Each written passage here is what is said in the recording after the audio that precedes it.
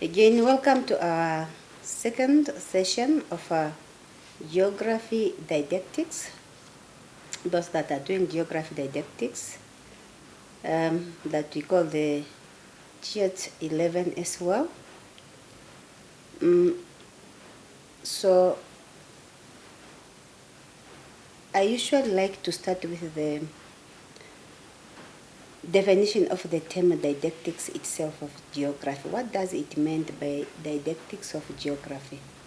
You need to understand that actually this is have to talk about the instructional manner in which you as a teacher need to transmit information to the students, which means that when you came about this module, it usually have to tell you what to do when this one happens. Therefore, you need to read and understand this geography didactics because it's your guide on how actually you can adapt to the classroom environment. Therefore, again, they have to say itself is a science that describes teaching, how to teach the learner, and the learning in an educational context, and how learning is actually takes place in the educational context. That is the meaning of the term didactics. So therefore, this teaching of geography can either done by a secondary school teacher, like a career that you want to pursue, whereby you have to use different teaching approaches so that you make sure that your learners understand the content of the geography. It also needs or require the use of instructional materials that can help you to break down information to the learner so that the learner can actually master the content that you are giving them.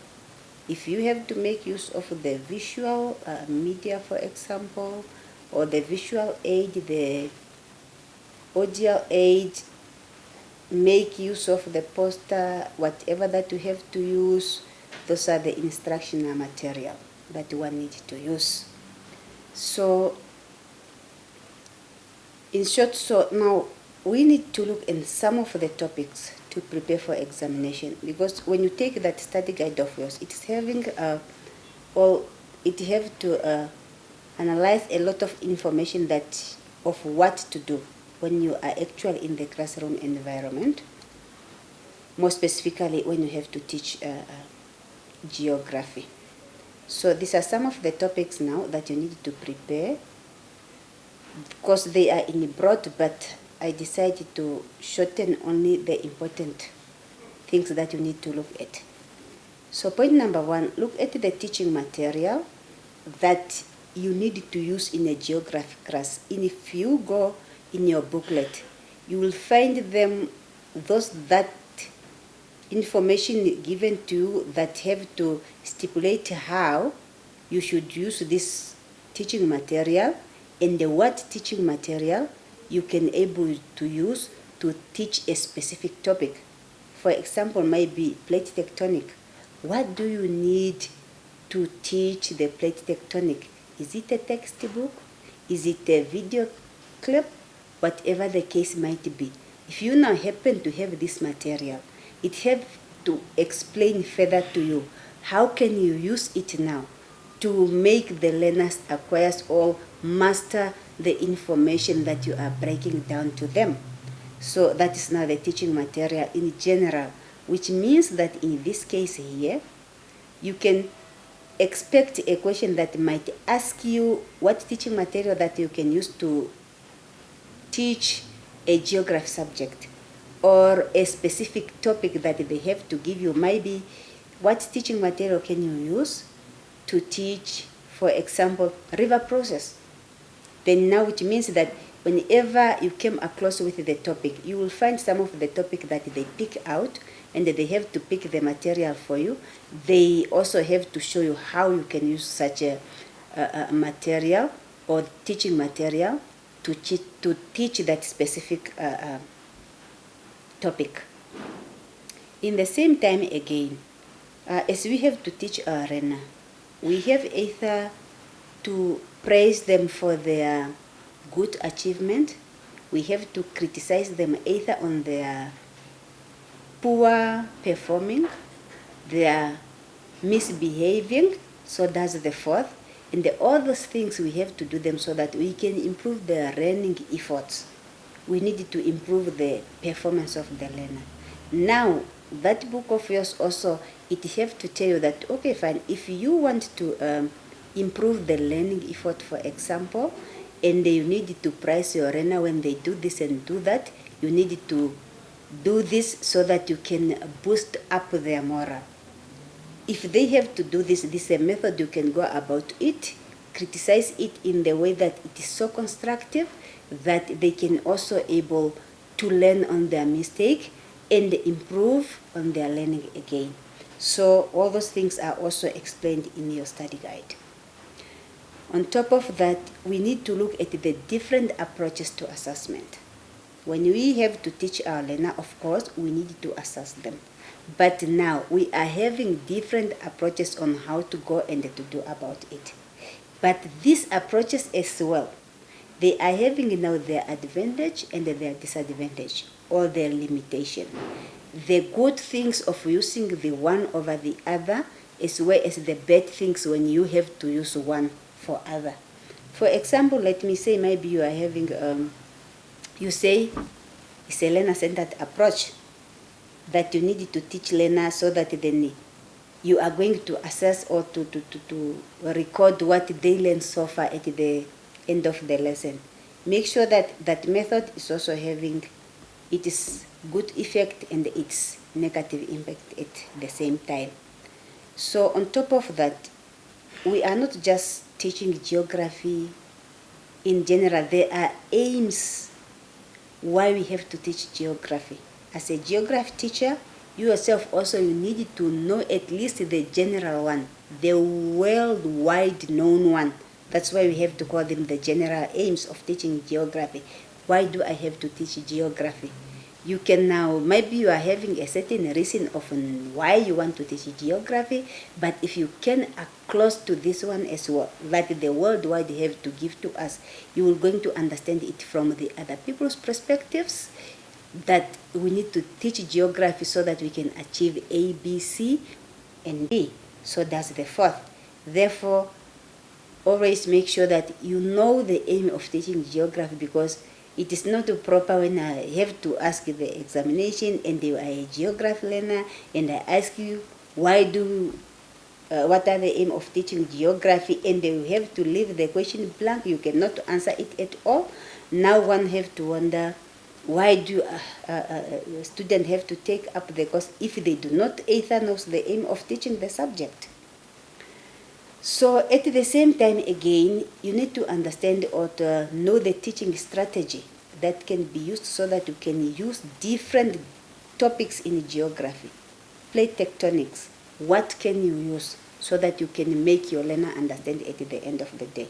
Because teaching is not just about of going in the class and you start reading the whatever that you have to read, but the aim, you must make sure that you make learners acquire the knowledge and master the objective that you are tackling that specific day.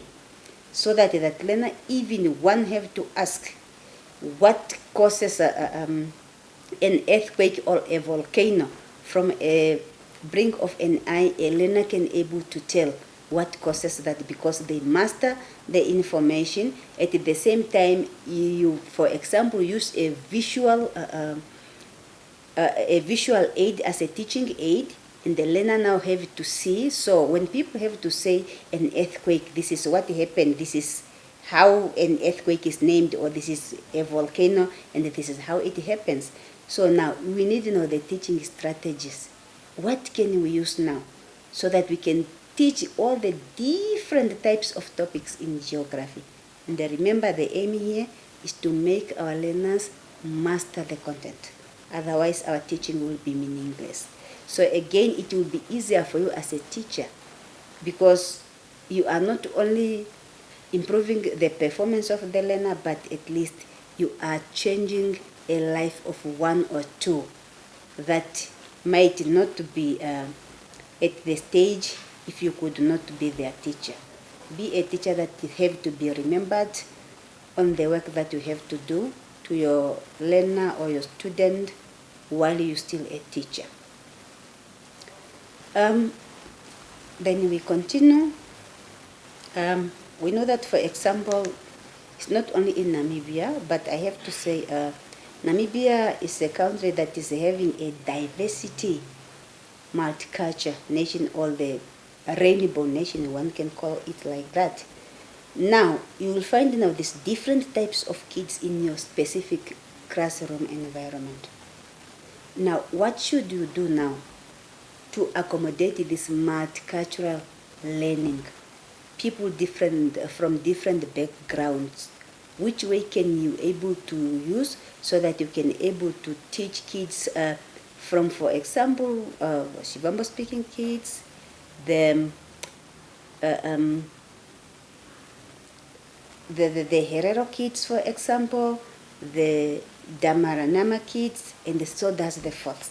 And the white kids, for example, what ways can you do to accommodate them so that they cannot feel either discriminated in that specific class, they cannot feel that their culture is being disrespected or people look down at them?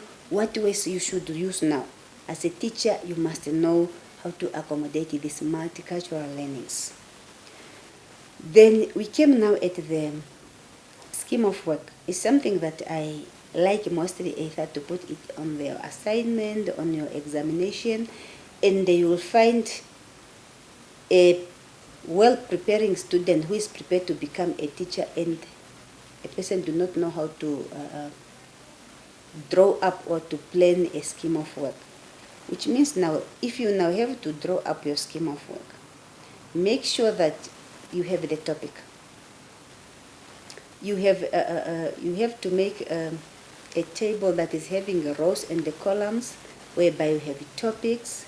You put your general objectives.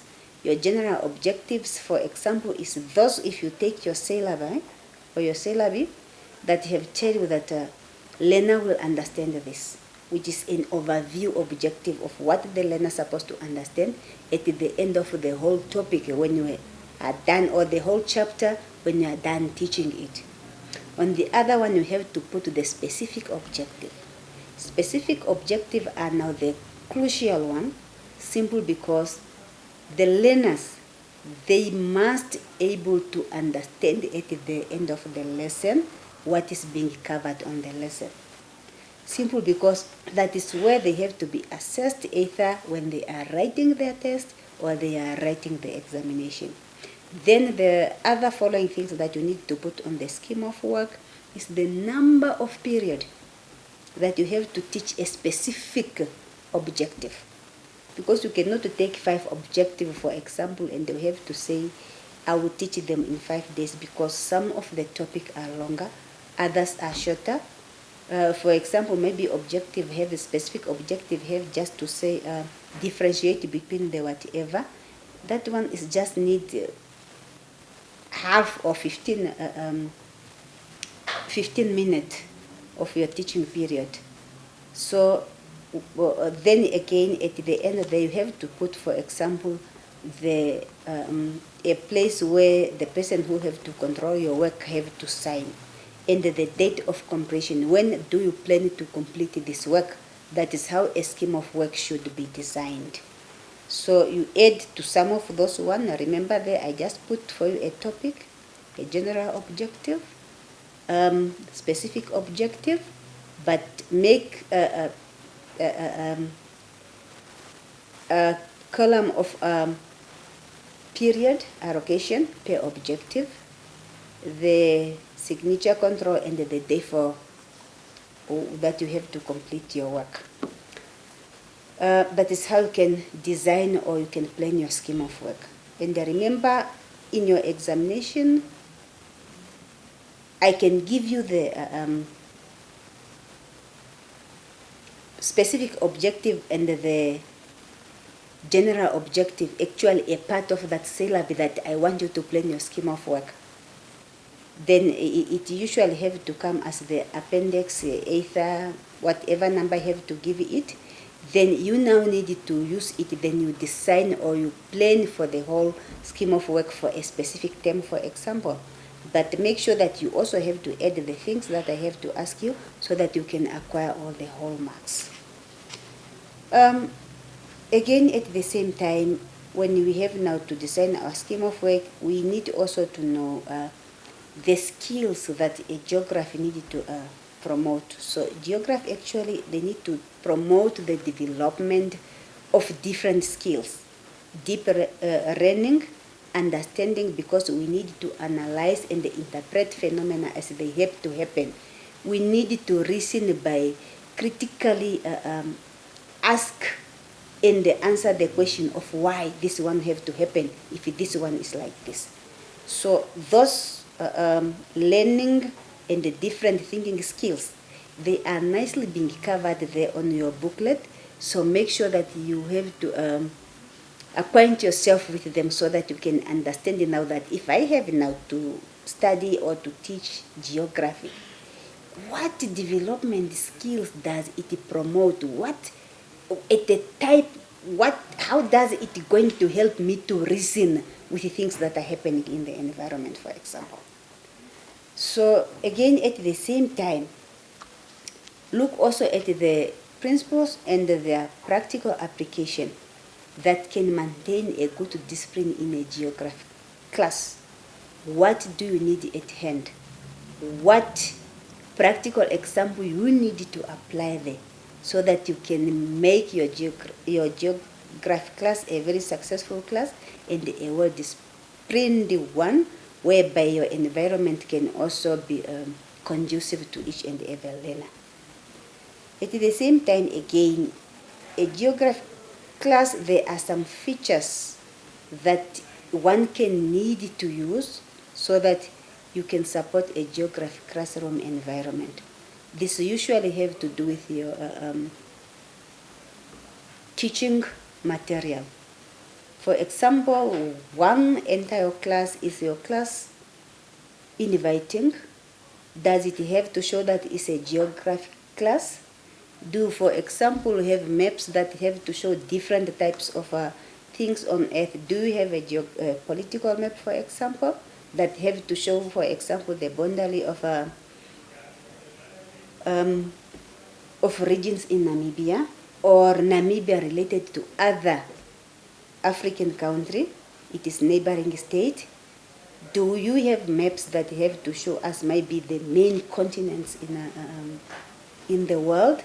So that's the fourth, a globe that you can show the kids that this is what this phenomena happens, and it happened because this one happened here and this one happened here. So all those things need now to be in your class so that your geography classroom environment could be conducive to learners, and they can able also to acquire and process the information that they have to get as you have to teach them. So at the same time, as you as a geography teacher, there are features that have to describe a very successful geography teacher. Because some of the geography teachers, they are not that successful. They are, most of them, I have to call them that they are failure. Now, you need now to look at the feature. What did they do so that they can be called that they are successful geography teacher? What things that make them qualify to be called that they are successful geography teacher? So that is also what you want to become once you become a geography teacher. Therefore, look at this feature, study them, acquaint them, and put yourself into practice and challenge yourself to follow that example as well. So again, we have the features that have to do a rubric assessment and the other different types of assessment. The rubric assessment, I have to take it on detail, because when I ask a question based on that one alone, most of the time you left a blank paper. Go there and look at the features. Look at also the advantage and the disadvantage of the rubric assessment, as well as other types of assessments that you have to do in geography. Assessment is the way that you have to weigh the understanding of the learners. either through the test, the examination, because those rubric assessment is now where you have to give a test, examination, whatever that you have to give so that you can able to test the understanding of the learner.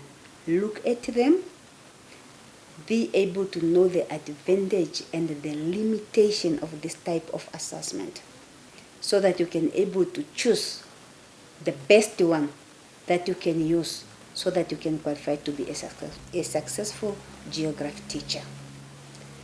So, and again, we look at the assessment objective for geography. The assessment objective for geography is those one that we have to call the domain A, B, C, and the D. So, objective that have to tell you that if you have to set a paper, for example, domain A, that have to ask knowledge and recall, you need to put how many marks in the question. Domain whatever that have to ask the application of skills, you need to put how many questions. Make sure that you know those domains of objectives very well, and make sure that which one, for example, if you have to sit set for your paper, paper 1, paper 2, paper 3, which one appears where, and how many marks does it worth.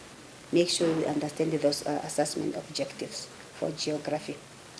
Then you come to the basic principle of good geography teaching.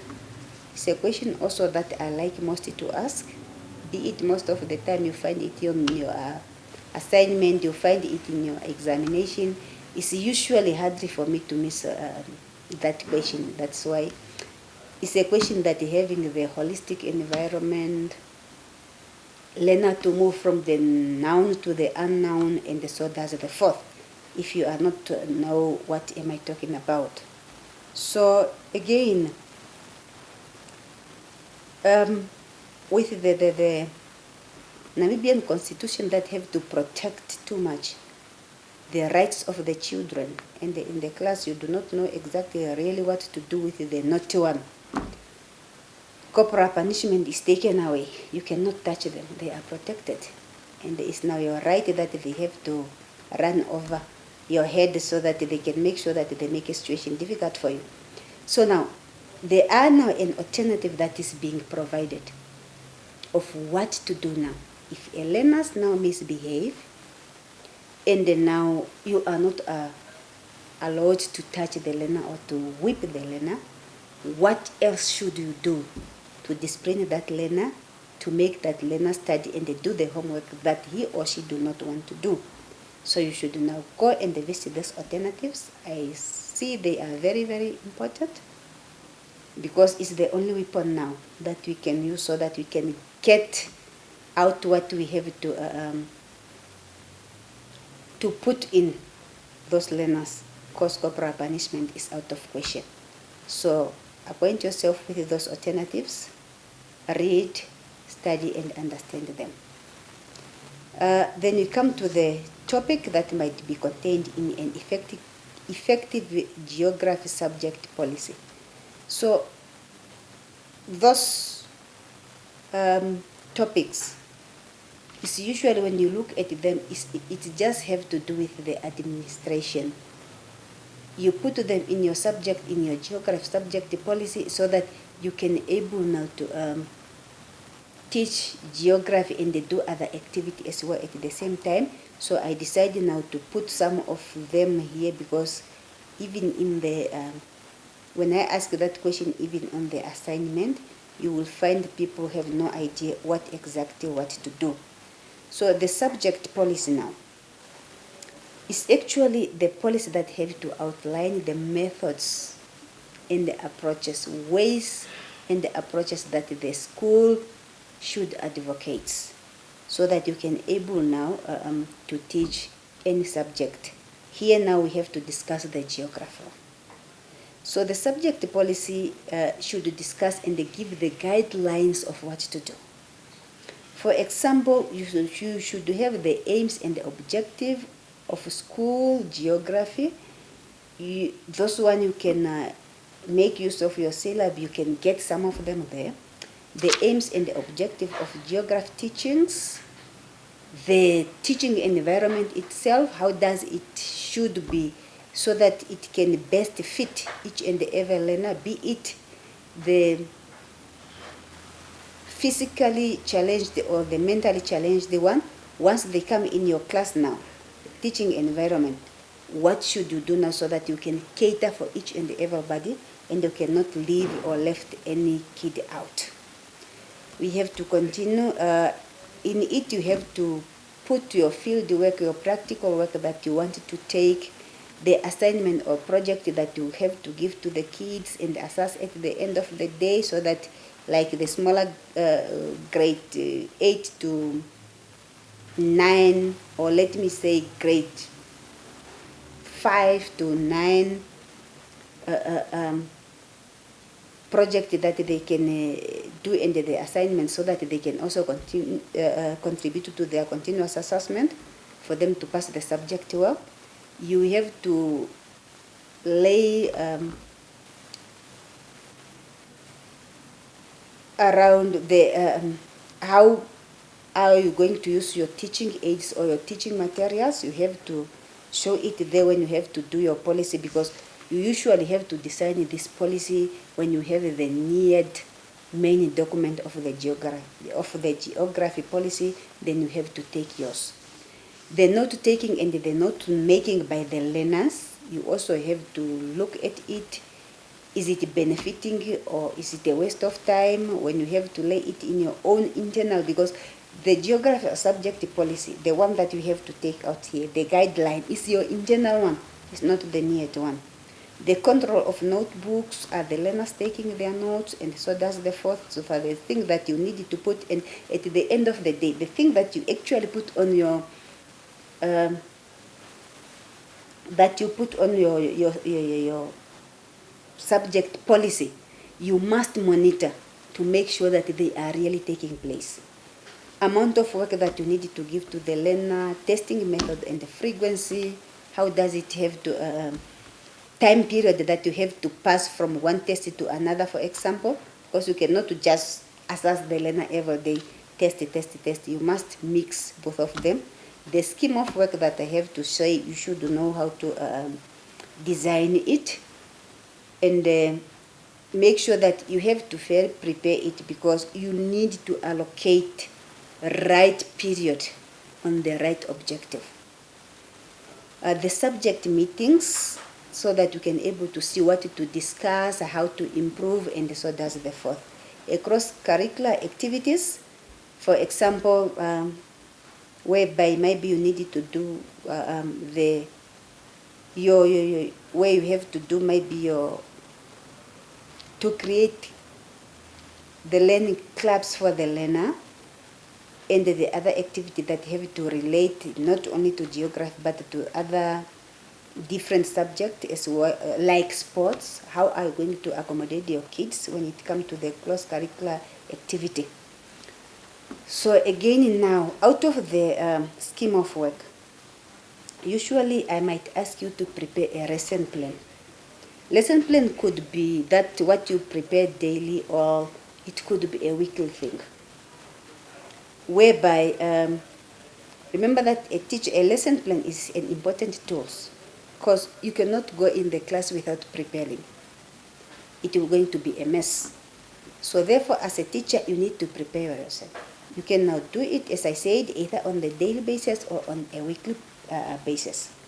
So this one, it actually helps you to think about each lesson you give or you are going to give, to plan the progress of the lesson, and at the end of the day, it will also help you to reflect, so that you can able to know that, okay, fine, how do the fast learner, for example, acquires the objective, and how do the slow learners acquires the objective, and how are you going to do to help the slower one. So actually, the lesson preparation is something that going from one component to another. First of all, on that component, you need to lay down your aims and the objective of that lesson. What do you want to achieve on that lesson? Then you make your main points of the lesson. After that, if you take your objective, it's fine. I'm going to teach about the distribution of earthquake and volcano as your main points, which means that your lesson presentation and your teaching methods must definitely reflect that volcano, because your object have to talk about the distribution, which means that is where to find them. And the teaching method that you have to put there, or teaching aid, you make sure that you use the one that have to show learners, either in your map that you draw yourself, map of the world that you, nowadays information are all over, you can Google. Then you have to show them that this is what happens here, we find them here, we find them there, and then we have to find them either at a constructive plate boundary or a destructive plate boundary, because this one is happened that causes it to happen. So which means that your whole lesson is centered around that distribution. You cannot jump over and take something that is out of it, unless maybe you have to give an example of where it happens. And when you have to touch the casualty, and those casualty is not being covered by that objective, it means that you cannot make it a part and parcel of that teaching lesson. So now there, it should show the detail of the homework that you have given, which means that you have to indicate the homework given is at page what, or is about what. You can always write it down. And make sure that, again, before you start or you come to your aims and the objective, there must be an introduction to your lesson. You cannot do your lesson presentation without introducing of what you have to do in a day, which means that that introduction must be somewhere there. It's something that also I did not left, but I hope we are going to take note of it. The summary that you have to give either on the chalkboard or the handout that you have to give in the class, you must also show it in your lesson preparation. You must consolidate, you must make a consolidation of, it means that you should conclude your lesson actually. Make sure that you will not going to leave your lesson hanging just there. Make sure that you sum up the main points of the lesson by either asking the learners questions, or you ask one learner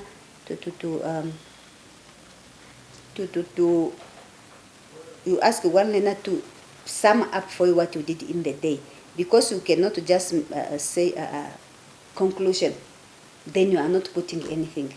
When you say conclusion, you must describe how you go about that conclusion in that lesson preparation. If I ask you to prepare a lesson, which means that you cannot just put those components.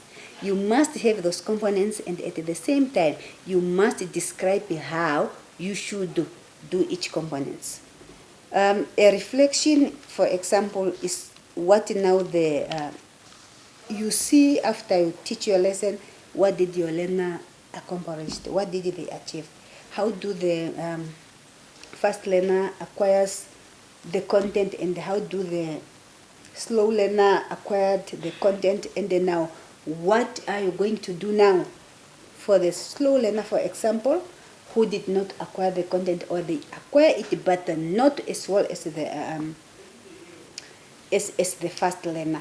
For example, this is where you have maybe to say that, okay, fine, fast learner understand the what well, but slow learners, you are planning maybe to have the remedial classes with them after school, or whatever the case. That is a reflection. But now, in order for you to do a reflection, is when now you have to ask the learner, and you assess them in the process by asking them questions, either during the lesson presentation, or when you are summing up the question, you decided to sum it up by asking learners question. So that is how you could describe your components of the lesson preparation. So, which means that in this case here, the IOL institution is actually providing you with a booklet, a study guide that have to be called the subject didactics and the learner support for geography. Therefore, I am asking you to make use of this study guide so that you can study for examination and for writing your assignment. That word is not writing, but it's writing your assignment. And the person or the author, the person who compiled that booklet is Mr. Van der Mouth. It was compiled in 2013, which means that if you happen to be a registered student with IOL, you must be provided with that book, because there is no way else I'm going to take those questions, because I used to take from one called The Introduction to Geography Teaching in Southern Africa. But I have to find out that not most of the learners that happen to come across with the book, and the book is no longer published in our bookshop for them to sell. Therefore, I just have to take my question from the booklet that the institution happened to give you. Therefore, good luck either with your assignment or preparation of your examination. Again, I would like to hear from you. If you're stuck somewhere, you can always call me between 5 and 8, because my cell phone number is on your assignment. Good day.